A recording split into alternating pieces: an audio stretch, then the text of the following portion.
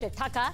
इस वक्त क्रेमलिन से लेकर कीव तक में हलचल बहुत ज्यादा तेज है। यूक्रेन के प्रेसिडेंट जेलेंस्की ने दावा किया कि दिसंबर तक रूस 1 लाख सैनिक खो देगा, यानी कि रूस के 1 लाख सैनिक मारे जाएंगे इस महायुद्ध में। इस दावे की सच्चाई के लिए यूक्रेन ने अब तक मारे गए रूस के सैनिकों का आंकड़ा भी जारी किया है। रूस के सैनिकों के इस तरह मारे जाने के बाद मॉस्को में खलबली ही खलबली मची हुई है। इस स्पेशल रिपोर्ट में आप देखिए सैनिकों की भरपाई के लिए आखिर क्या है पुतिन का ये एक्शन प्लान।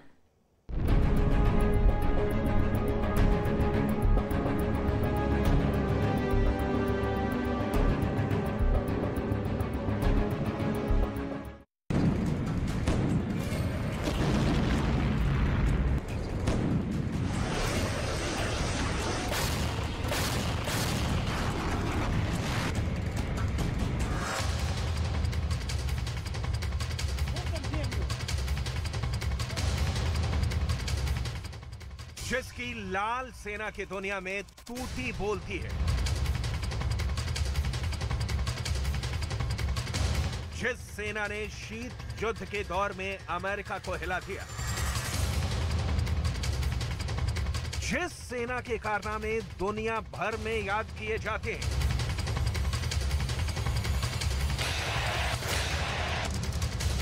वो सेना आज एक ऐसे देश से वॉर में हारती दिख रही है जिसके पास ना उसके समान सैनिक हैं, ना हथियार हैं। लेकिन जंग की जमीन पर दुश्मन से ज्यादा रूस की सेना मारी जा रही है। पुतिन की सेना पस्त है, त्रस्त है, लहूलुहान है।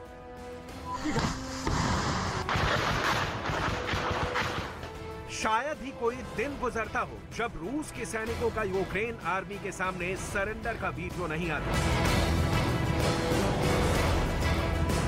1, 2, 3, 4,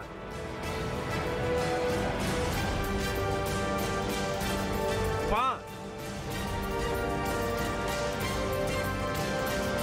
6,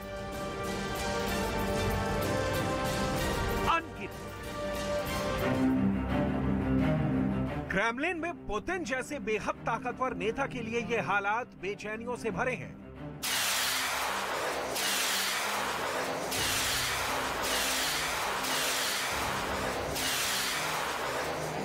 क्रेमलिन के दरवाजों के पीछे प्रेसिडेंट पुतिन इसी रूसी सेना के भूत, भविष्य और वर्तमान पर विचार कर रहे हैं, क्योंकि पुतिन खुद मानते हैं कि शक्ति है जिसके साथ जमाना देगा उसका साथ। और ये शक्ति पुतिन से छिनती दिख रही है। रूस की सेना कमजोर पड़ रही है। सही सुना आपने, दुनिया की दूसरी सबसे बड़ी शक्तिशाली सेना रखने का दावा करने वाले रूस के पास यूक्रेन फ्रंट पर लड़ने के लिए सेना की संख्या कम पड़ रही है। आपके ज़हन में तत्काल सवाल उठेगा कि क्या ये सच है? इस बात की तस्दीक होनी मुश्किल है, क्योंकि रूस और यूक्रेन के अलग अलग दावे हैं कि जंग में पुतिन के कितने सैनिकों ने जान गंवाई।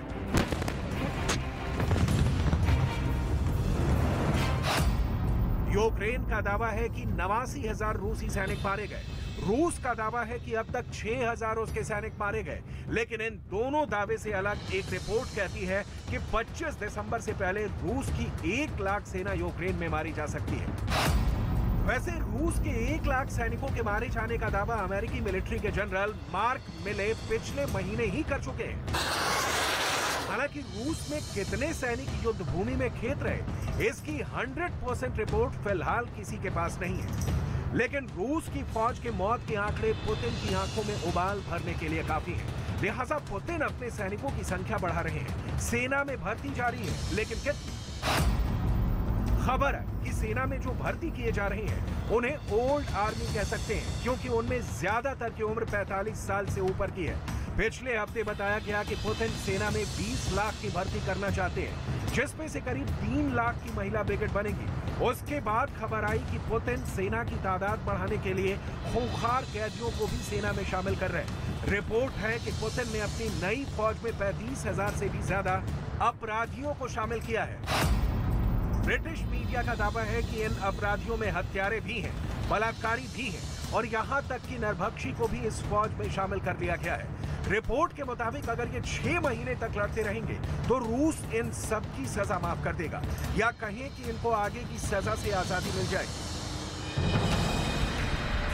अब खबर आ रही है कि पुतिन अपनी सेना में फुटबॉल मैच के दौरान हुड़दंग मचाने वाले नागरिकों को मिलिट्री ट्रेनिंग दिलवा रहे हैं। इन हुड़दंगियों को हथियार चलाने की ट्रेनिंग दी जा रही है ताकि इन्हें यूक्रेन के मोर्चे पर भेजा जा सके, क्योंकि यूक्रेन में रूस की आर्मी की गत बन गई है। हर आजमाए हथियार मन मुताबिक कामयाबी पाने में नाकाम रहे हैं। न मिसाइलों की रफ्तार, न गोलों की हाहाकार, न अंधाधुंध फायरिंग की आवाज।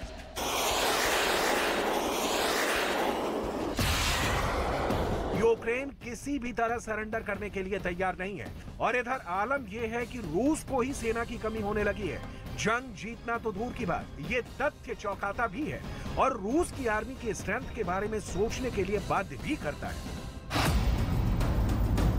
पुतिन जिन्हें आर्मी में भर्ती कर रहे हैं उन्हें रूस में फुटबॉल ठग कहा जाता है। ये लोग एयरबोर्न फोर्स के 106 गार्ड डिवीजन में रखे जाएंगे। इन लोगों को आप इस स्कल मास्क में मार्च करते हुए देख सकते हैं। रिपोर्ट में बात सामने आ रही है कि ये लोग मॉस्को से 125 किलोमीटर दूर टूला आर्सेनल फुटबॉल ग्रुप के समर्थक हैं। सेना में भर्ती के बाद इन सभी लोगों की पहचान छुपा कर रखी गई।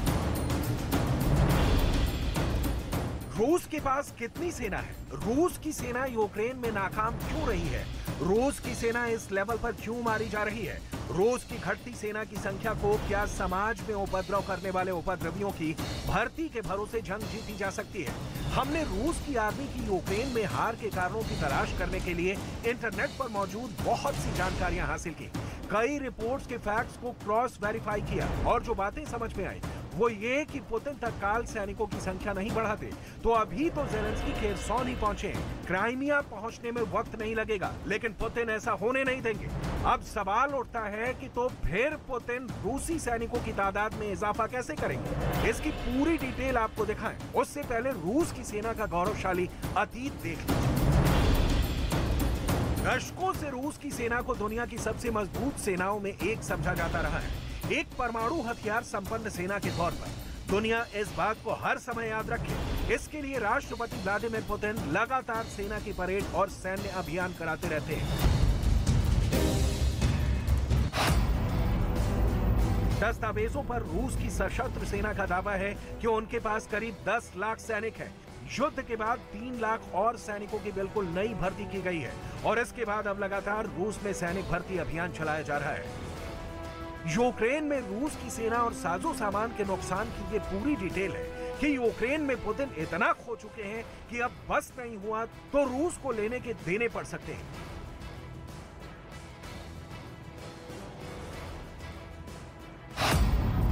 चौबीस फरवरी से अब तक रूस के सिर्फ 1,500 तो आर्मी अफसर मारे गए। मारे गए अफसरों में 160 जनरल और कर्नल थे। जनरल और कर्नल की कमांड में ही सैनिक युद्ध लड़ते हैं और उनकी डायरेक्ट भर्ती नहीं होती, लिहाजा पुतिन नए सैनिक तो बहाल कर लेंगे, लेकिन उन्हें ऑर्डर देने वाले कर्नल और जनरल कहां से लाएंगे? सवाल ये उठ रहा है कि पुतिन को इतने बड़े पैमाने पर सैनिकों की भर्ती की जरूरत क्यों पड़ी? तो कहा जा रहा है सीमा पर तैनाती योग्य रूसी सेना की ज्यादातर टुकड़ियों को यूक्रेन युद्ध में इस्तेमाल कर लिया गया है। कई एक्सपर्ट का तो यहां तक मानना है कि युद्ध का इतना लंबा खिंचना ये साबित करता है कि दुनिया ने रूसी सेना की ताकत के बारे में जरूरत से ज्यादा बढ़ा चढ़ाकर अनुमान लगाया था। रूसी सैन्य ताकत की स्थिति को इस बात से भी समझा जा सकता है कि मौजूदा समय में वहां किस तरह से लोगों को भर्ती किया जा रहा है और मोर्चे पर भेजा जा रहा है। पुतिन के पास विकल्प ना के बराबर है। पुतिन को यूक्रेन युद्ध से बाहर आना है, जल्दी आना है, लेकिन जीत कर, क्योंकि हमला उन्होंने किया है और बिना जीत पांव खींचने का मतलब होगा दुनिया को मैसेज देना कि वो यूक्रेन से हार गए। वैसे कहा यह भी जा रहा है कि मोर्चे पर बहुत से लोगों को खड़ा कर देने से रूस के लोगों की किसी भी समस्या का हल नहीं निकलने वाला। अच्छी तरह प्रशिक्षित और हथियारों से लैस भाड़े की सेना भी मनचाहा प्रभाव नहीं दिखा पाती, लिहाजा जरूरी है जो सेना पुतिन युद्ध के मोर्चे पर भेज रहे हो वो भेजे जाने से पहले अच्छी तरह से प्रशिक्षित हो और उनके पास हथियार हो। फिलहाल इन सैनिकों को महज 1 या 2 महीने के प्रशिक्षण के बाद ही भेजा जा रहा है। यहाँ तक कि तमाम लोगों को बिना किसी प्रशिक्षण और हथियार के ही भेज दिया जा रहा है। सोचिए, इस परिस्थिति में रूस के ताजा भर्ती सैनिक यूक्रेन युद्ध में क्या वीरता दिखाएंगे। यही वजह है कि पुतिन पर सेना के भर्ती के दौरान कैनन फोडर के संगीन इल्जाम लग रहे हैं।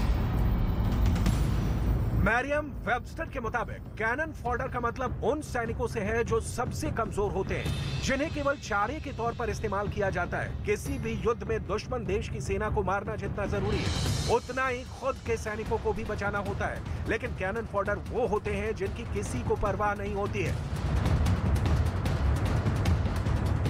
लेकिन पुतिन को लगता है कि उन्हें अपने सैनिकों की परवाह है, बस उन्हें किसी भी कीमत पर यूक्रेन जंग में जीत चाहिए और इस रास्ते में रूस के सैनिकों का मरना तय है। अभी पिछले हफ्ते रूस के राष्ट्रपति ने यूक्रेन गए सैनिकों की मां और पत्नियों से जो कहा, उसे एक बार फिर से जरूर सुनना चाहिए। Я с ними иногда говорю, я по телефону с некоторыми, и по телефону говорил напрямую с ребятами прям. Но во всяком случае я говорил с теми, кто меня даже удивлял своим настроением, своим отношением к делу. Они не ожидали этих звонков от меня. Тоже через мам, кстати говоря, эти звонки были. खेरसौन की हार के बाद रूस की सेना का मोराल हाई नहीं है। रूस की सेना हर मोर्चे पर मात खा रही है, लेकिन इस बात पर भी ध्यान देना बहुत जरूरी है कि अब पुतिन ने यूक्रेन पर हमले और तेज कर दिए हैं।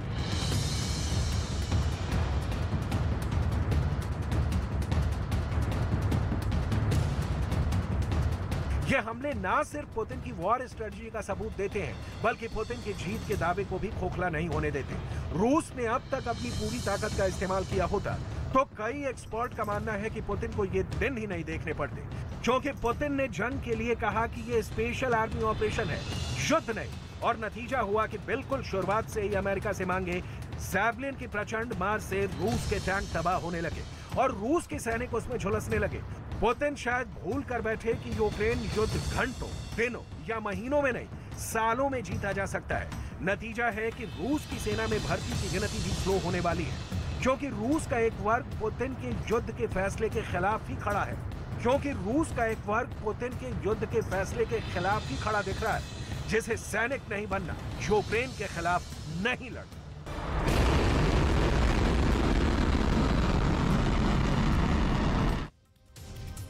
देखिए, पूरी दुनिया अपने ड्राइंग रूम में चैन से टीवी देख रही है, लेकिन इस दौरान कुछ पल ऐसे भी होते हैं जब कहीं दूर परमाणु हमले का खतरा अचानक बढ़ जाता है और पूरी दुनिया इससे अनजान होती है। हम आपको उन 8 घंटे की रिपोर्ट दिखाते हैं जब रूस और चीन के बॉम्बर्स ने अमेरिका के सामने परमाणु युद्ध वाली घंटी बजा दी थी।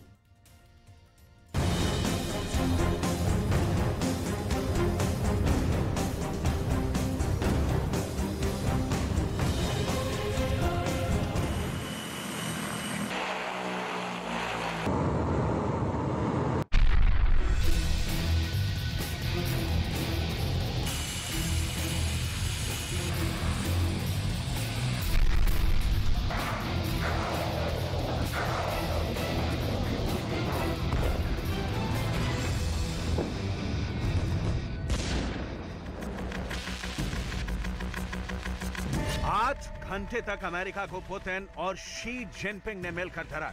आखिर 8 घंटे तक क्या हुआ कि बाइडेन घबरा रहे और उनका शक पुतिन और शी जिनपिंग पर गहराता गया। क्या रूस और चीन दोनों मिलकर अमेरिका के लिए खतरा बनेंगे? ऐसा क्यों हो गया? क्योंकि कहा जा रहा है कि अब पुतिन और शी जिनपिंग नया परमाणु गठबंधन बना चुके हैं। क्या दोनों मिलकर कोई न्यूक्लियर धमाका करेंगे? आखिर हुआ क्या? इसे समझने के लिए आपको 2 बहुत ही सीक्रेट फ्लाइट के बारे में जानना चाहिए। रूस से एक परमाणु बम वर्षक विमान उड़कर चीन पहुंचा और इसी तरह चीन का परमाणु बॉम्बर उड़कर रूस पहुंचा, लेकिन दोनों ने जो रूट अपनाया वो जापान, दक्षिण कोरिया और अमेरिका को डराने वाला है। दोनों देशों के बॉम्बर जापान के बहुत करीब से उड़े और तो और जापान की धड़कनें ऐसी बढ़ी कि पूरा एयर डिफेंस सिस्टम अलर्ट कर दिया गया और जापान भी जवाबी हमले के लिए तैयार होने लगा। नवंबर के आखिर में क्या हुआ उसे इस एयरबेस की गतिविधियों से समझिए। यहाँ पर व्लादिमीर पुतिन का एक ऑर्डर आया और पूरा एयरबेस एक्टिव हो गया।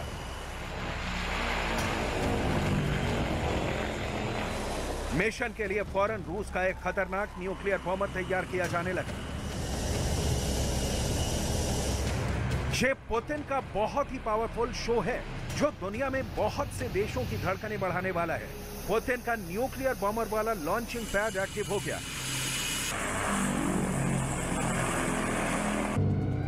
क्या पुतिन का मिसाइल वाला ऑर्डर भी जल्द आने वाला है? ऐसी बातें इसलिए क्योंकि ये तस्वीरें साबित कर रही हैं कि यूरोप के बाद एशिया में दो बड़े वॉर जोन वाला डर सतह पर आ गया है। पुतिन ने यूरोप के बाद एशिया पैसिफिक क्षेत्र में भी अपने स्ट्रेटेजिक बॉम्बर्स का इस्तेमाल शुरू कर दिया है।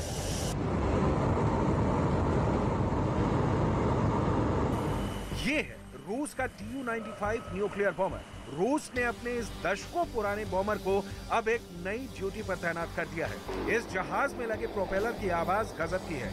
ये जितना जमीन पर डराती है उतना ही खौफ इसके उड़ने के बाद दिखता है। इसके प्रोपेलर की आवाज हजारों मीटर की ऊंचाई से बहुत साफ सुनाई देती है। ये रूस की परमाणु स्ट्राइक वाली फ्लीट का बड़ा हिस्सा है। रूस के पास ऐसे 50 से भी ज्यादा बॉम्बर हैं, जिनमें से कई जहाज अब पुतिन ने जिनपिंग की रिक्वेस्ट पर जापान और कोरिया के आसपास पेट्रोलिंग के लिए तैनात कर दिए हैं।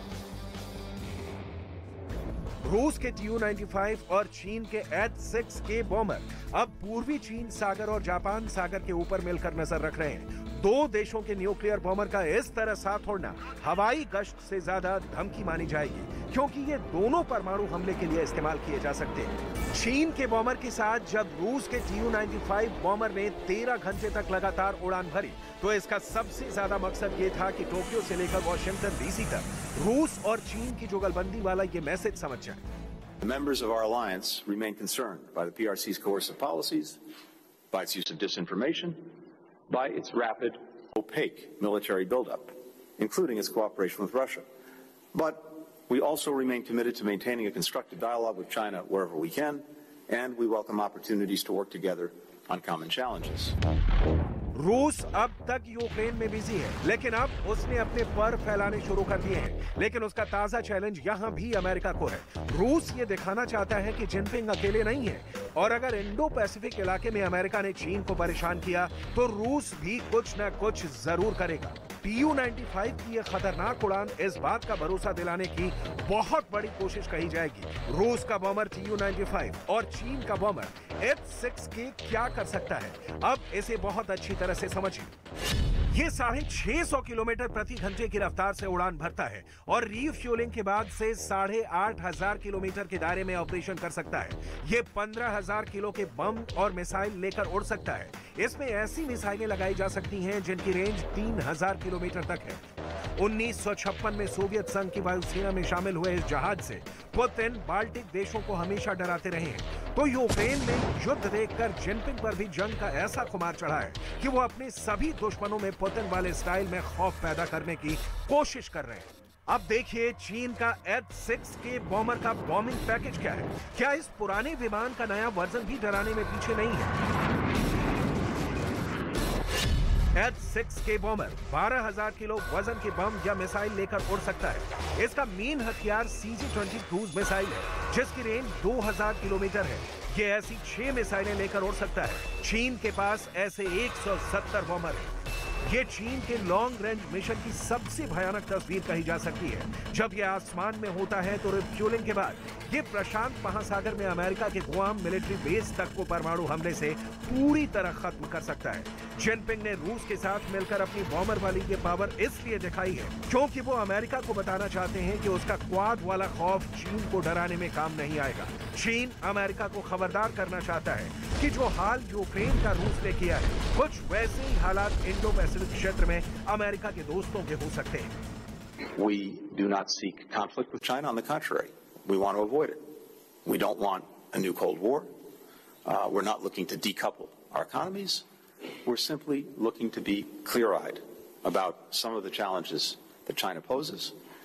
And again, as I said, to make sure that in addressing those challenges, we're doing it with others. Everything that I heard today just reinforces the convergence on that point. जब रूस और चीन के बॉम्बर की आहट Japan और दक्षिण Korea को मिली तो उन्होंने फौरन अपने फाइटर जेट काउंटर करने के लिए तैनात किए। जापान का F-15 फाइटर जेट जो उसने अमेरिका से ही खरीदा है, उसने नजदीकी एयरबेस से टेक ऑफ किया ताकि रूस और चीन के बॉम्बर्स को हवाई सीमा में एंटर होने से पहले रोका जा सके।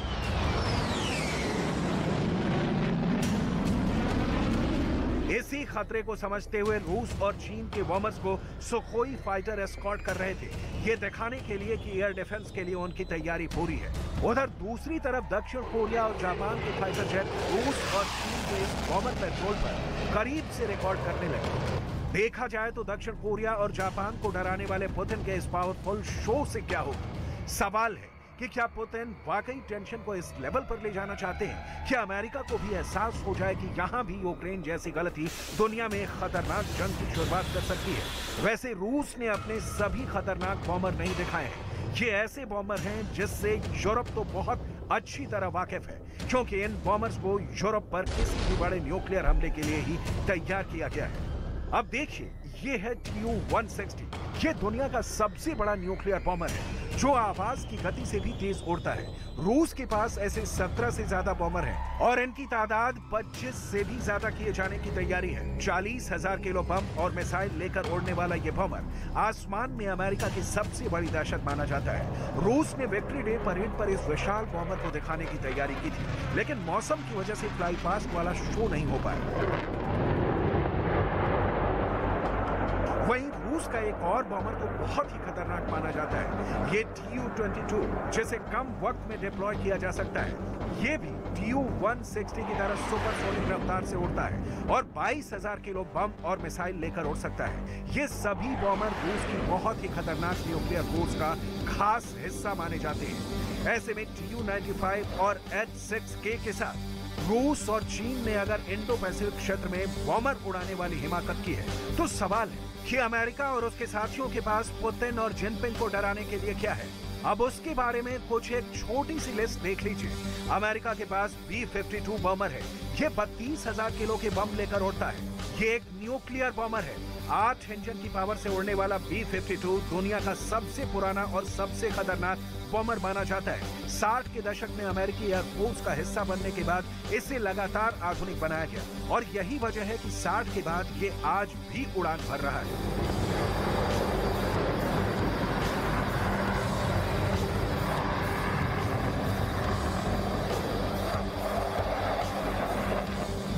अमेरिका के पास B-1 बॉम्बर है। ये 34,000 पेलोड के साथ 24 क्रूज मिसाइल लेकर उड़ सकता है। रफ्तार 1,500 किलोमीटर प्रति घंटा है।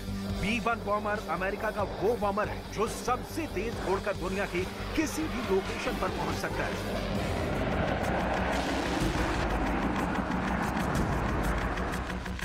एक बार में ये अमेरिका से उड़ने के बाद दुनिया में कहीं भी मिशन को अंजाम दे सकता है। इसलिए अगर जिनपिंग ने H-6K के साथ कुछ बदमाशी करने की सोची तो अमेरिका का सबसे पहला अटैक इसी बॉम्बर से होगा। अफगानिस्तान में इस बॉम्बर ने सैकड़ों मिशन अंजाम देकर ऐसी जगह पर बम गिराए हैं जिसने एक वक्त में तालिबान की कमर तोड़ कर रख दी थी।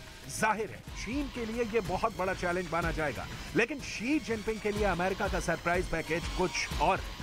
ये है अमेरिका का स्टेल्थ B-2 बॉम्बर जो रडार की पकड़ में नहीं आता और खामोशी से बमबारी करके निकल जाता है। B-2 की पहचान इसकी बनावट का डिजाइन है। अमेरिका के पास ऐसे 8 बॉम्बर हैं और वो अमेरिका से ही उड़ान भरकर दुनिया में कहीं भी बमबारी का मिशन पूरा कर सकते हैं।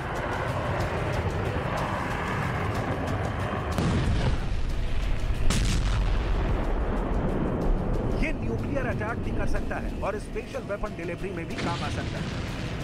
ये तीनों बॉम्बर ऐसे हैं जो पेंटागन के लिए कहीं से भी उड़कर दुनिया के किसी भी ठिकाने पर ऑन डिमांड बमबारी कर सकते हैं। दुनिया ने इनके मिशन अफगानिस्तान में देखे हैं, इराक में देखे हैं, लीबिया और सीरिया में भी इनका इस्तेमाल किया गया है। इसलिए जाहिर है कि अमेरिका ने भी अब बताना शुरू कर दिया है कि चाहे वॉर जोन कोई भी हो, यूरोप में उसने नेटो देशों के रूप में रेड लाइन तय कर दी है। साथ ही ताइवान को लेकर भी बाइडेन कह चुके हैं कि चीन ने अगर हमला किया तो अपनी फौज को ताइवान जरूर भेजेंगे। सवाल है कि क्या यहाँ भी नेटो का कोई रोल हो सकता है? NATO is an alliance of Europe and North America, but the challenges we face are global, and we must address them together in NATO. We do not see China as an adversary. We will continue to engage with China when it is in our interests, not least to convey our united position on Russia's illegal war in Ukraine. Putin अपनी परमाणु missile का दम दिखा चुके हैं।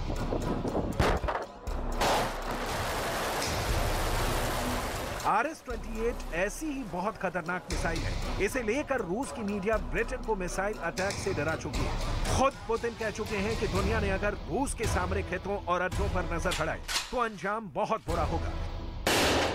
इसलिए Putin की nuclear force को कोई हल्के में नहीं ले सकता। पुतिन के दुश्मन भी जानते हैं कि पुतिन की गति और गति में कोई फर्क नहीं होता।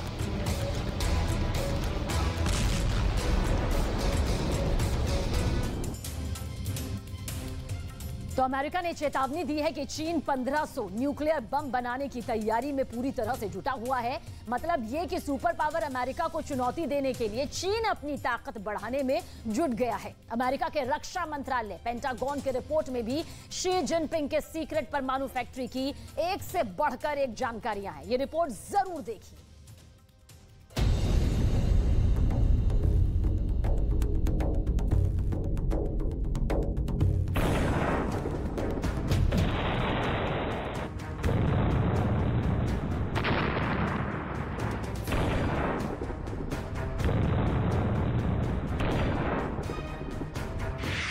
DF-21 range 2000 kilometre. DF-21 की रेंज 2000 किलोमीटर। यह चीन की कैरियर किलर मिसाइल है। चीन की intercontinental ballistic missile DF-31 range 11000 kilometre. चीन की DF-41 इसकी रेंज 15000 किलोमीटर। चीन की बहुत बड़ी परमाणु मिसाइल DF-5 रेंज 13000 किलोमीटर।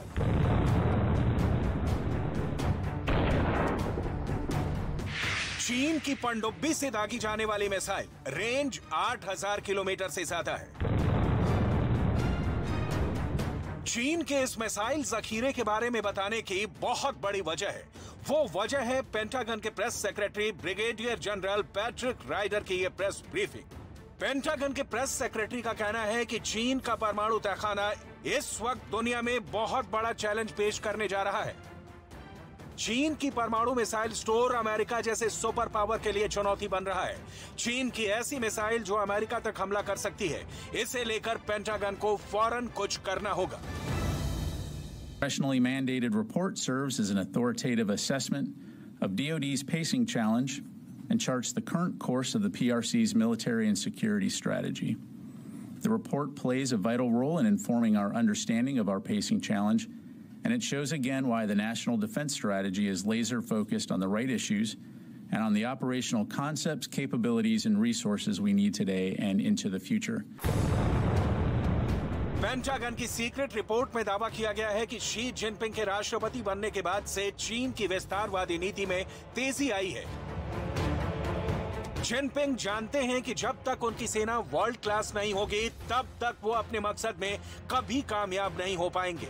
यही वजह है कि चीन अब अपने न्यूक्लियर पावर को बढ़ाने में लगा है, अपने परमाणु हथियारों को मॉडर्नाइज कर रहा है। पेंटागन के press secretary brigadier general Patrick Ryder का दावा है कि चीन अपने परमाणु हथियारों के जखीरे को तेजी से बढ़ा रहा है और यह अमेरिका के लिए बहुत बड़ा खतरा है। फेडरेशन ऑफ अमेरिकन साइंटिस्ट की रिपोर्ट के मुताबिक चीन के पास करीब 350 परमाणु हथियार हैं। पेंटागन की सीक्रेट रिपोर्ट में दावा किया गया है कि चीन 2027 तक 700 परमाणु हथियार बना लेगा। वहीं 2030 तक अपने जखीरे में लगभग 1000 परमाणु हथियार जमा कर लेगा और 2035 तक चीन के परमाणु तहखाने में 1500 परमाणु हथियार तैयार हो जाएंगे। साफ है, चीन की मंशा आने वाले दिनों में दुनिया पर न्यूक्लियर धाक जमाने की है, क्योंकि 1500 परमाणु हथियार तैयार कर लेने के बाद चीन दुनिया का तीसरा बड़ा न्यूक्लियर सुपर पावर बन जाएगा। फेडरेशन ऑफ अमेरिकन साइंटिस्ट की रिपोर्ट बताती है दुनिया में सबसे अधिक 5,977 परमाणु हथियार रूस के पास है। दूसरे नंबर पर 5,428 परमाणु हथियारों वाला अमेरिका है। वहीं पेंटागन की सीक्रेट रिपोर्ट में दावा किया गया है कि चीन 2035 तक 1,500 परमाणु हथियार बना लेगा।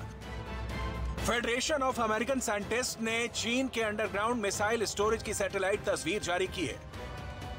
दावा किया जा रहा है कि चीन के पश्चिमी शहर यमन के पास एक रेगिस्तान में रोबस्ट परमाणु मिसाइल और इंटरकॉन्टिनेंटल बैलिस्टिक मिसाइलों के लिए 120 से ज्यादा साइटों का निर्माण कर रहा है। ये लंबी दूरी तक मार करने वाली मिसाइलें हैं, जिसकी जद में अमेरिका भी होगा। जापान के इंटेलिजेंस के मुताबिक चीन के पास 1900 के करीब जमीन से मार करने वाली मिसाइलें हैं। वहीं समंदर से मार करने वाली 300 मिसाइलों को चीन ने बना रखा है। साल 2020 में चीन ने अकेले 250 मिसाइलों का परीक्षण किया था। ये पूरी दुनिया में किए गए कुल मिसाइल टेस्ट से ज्यादा है। चीन के पास इस समय अंतरिक्ष में 200 निगरानी रेडार हैं, जो धरती का चप्पा चप्पा छान मार रहे हैं।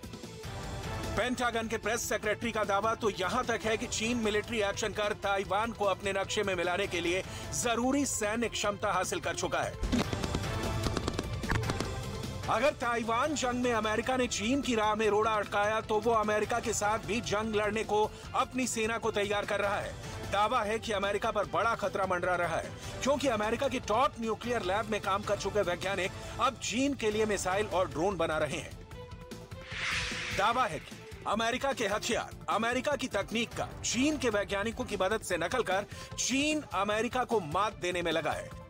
अमेरिका ने एक प्राइवेट इंटेलिजेंस रिपोर्ट का हवाला देते हुए कहा है कि इन वैज्ञानिकों की वजह से अमेरिका की राष्ट्रीय सुरक्षा खतरे में आ गई है। चीन की तरफ से आई इस रिपोर्ट में दावा किया गया है कि पिछले 2 दशकों में अमेरिका की top nuclear lab Los Alamos National Laboratory में काम करने वाले कम से कम 154 चीन के वैज्ञानिक वापस अपने देश आ गए हैं।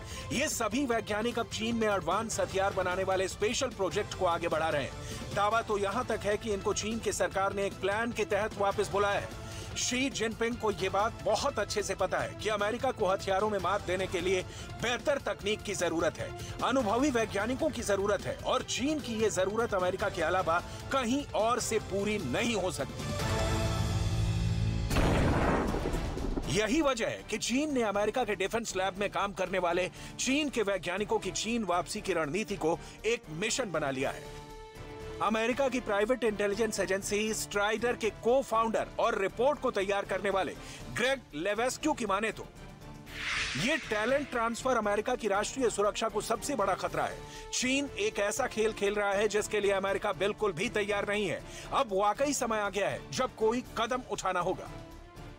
इस टैलेंट ट्रांसफर के लिए चीन ने अपना सबसे बड़ा टारगेट अमेरिका की लॉस अल्मोस नेशनल लेबोरेटरी को बनाया है। अमेरिका ने लॉस अल्मोस नेशनल लेबोरेटरी में ही सबसे पहले अपने परमाणु हथियार तैयार किए थे। इस लैब में दशकों से चीन के सैकड़ों वैज्ञानिक काम करते रहे हैं। स्ट्राइडर की रिपोर्ट के मुताबिक इस न्यूक्लियर लैब में काम कर रहे ऐसे वैज्ञानिकों को बड़ी सैलरी देकर वापस बुला लिया, ताकि वो चीन की सेना के लिए धरती में काफी गहराई तक हमला करने वाले हथियार, हाइपरसोनिक मिसाइलें, शांत पनडुब्बियां और एडवांस ड्रोन को बनाने में मदद कर सकें। और इसके लिए चीन एक वैज्ञानिक पर 8 करोड़ रुपए खर्च कर रहा है। अमेरिका के इंटेलिजेंस अधिकारियों की माने तो स्ट्राइडर की ताजी रिपोर्ट ये बताने के लिए काफी है कि कैसे चीन की सरकार टैलेंट रिक्रूटमेंट प्रोग्राम के जरिए अमेरिकी टेक्नोलॉजी की मदद से एक ऐसी सेना तैयार करने में लगी है जो अमेरिका के लिए सबसे बड़ा खतरा साबित हो। कुछ ही दिनों पहले चीन के रक्षा मंत्री जनरल वेई फेंग ने अपने न्यूक्लियर की खूब तारीफ की है और नए परमाणु हथियारों के बारे में मीडिया के कैमरे पर खुलकर बोल चुके हैं। दुनिया इस बात से हैरान है कि अब तक जो चीन अपने परमाणु हथियारों पर खामोश रहता था और चुपचाप उनकी रेंज बढ़ाने पर काम करता था, वो अब दुनिया को बता रहा है कि उसके न्यूक्लियर हथियारों को हल्के में ना ले। युद्ध के हालात में चीन की नौसेना और चीन की रॉकेट फोर्स क्या कर सकती है, इस पर centre for the new American security नाम की संस्था की रिसर्च रिपोर्ट में 2 बड़े पॉइंट्स को समझाया गया है। चीन और अमेरिका के युद्ध के खतरे पर इस रिपोर्ट की चर्चा पूरी दुनिया में हो रही है। पहला ये कि चीन युद्ध में ताइवान पर परमाणु हमला तक कर सकता है, यानी ताइवान को चीन पूरी तरह खत्म कर देगा और चीन उसे दुनिया का दूसरा हिरोशिमा बना सकता है। दूसरी बात यह कि चीन ताइवान पर हमला करने से पहले अमेरिका पर हमला करेगा। उसके टारगेट पर हवाई द्वीप के साथ अलास्का होगा और मेनलैंड में सैन डियागो तक उसकी मिसाइल हमला करेंगी। चीन अमेरिका के साथ जापान को नहीं बख्शेगा। वो प्रशांत महासागर में अमेरिकी अड्डों को तबाह करेगा। इसमें उसके गुआम समेत सभी सैन्य बड़े अड्डे शामिल होंगे। अमेरिकी वायुसेना के मेजर जनरल कैमरन होल्ट ने बहुत बड़ी चेतावनी दी है। अमेरिका के मुकाबले चीन 5 गुना तेजी से नए हथियार बना रहा है, वो भी अमेरिका से 20 गुना कम खर्च पर। यानी जिस आधुनिक हथियार को बनाने में अमेरिका $20 लगा रहा है, उसे चीन सिर्फ $1 के खर्च में तैयार कर रहा है। अमेरिकी एयरफोर्स में अधिग्रहण के लिए बनाई गई स्पेशल टीम में deputy assistant secretary major general Cameron Holt की वार्निंग दुनिया को डराने वाली है। होल्ट का कहना है कि चीन समान क्षमता को हासिल करने के लिए हमारे $20 में लगभग $1 खर्च करता है।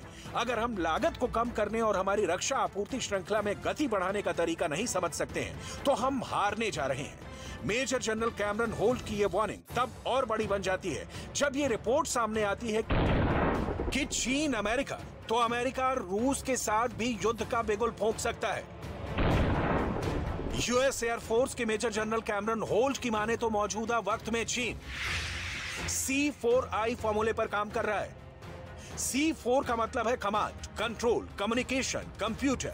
वहीं I का मतलब है इंटेलिजेंस। इसमें मिसाइलें भी हैं, युद्धपोत भी हैं, फाइटर जेट भी हैं और हाइपरसोनिक हथियार भी हैं। माना जा रहा है कि इस समय चीन के पास जितने आधुनिक हथियार प्रणाली है, वो किसी देश के पास नहीं है। इसके जरिए वो किसी पर भी भारी पड़ सकता है। यही वजह है कि अगर चीन और अमेरिका में भिड़ंत हुई तो हार से बचने के लिए अमेरिका को परमाणु बम का सहारा लेना होगा और इसके लिए चीन को ध्यान में रखकर अमेरिका ने बहुत ही खास मिसाइलें तैयार कर रखी हैं। अमेरिका की ऐसी पहली मिसाइल का नाम है मिनटमैन 3, जिसकी मारक क्षमता 13,000 किलोमीटर तक है। दूसरी मिसाइल है ट्राइडेंट D5, जो 12,000 किलोमीटर की दूरी तक हमला करने में सक्षम है। ऐसे में अगर अमेरिका ने चीन पर परमाणु मिसाइल छोड़ दी तो क्या होगा? क्या शी जिनपिंग के पास परमाणु वार से बचने का कोई रास्ता है? तो जवाब है हाँ।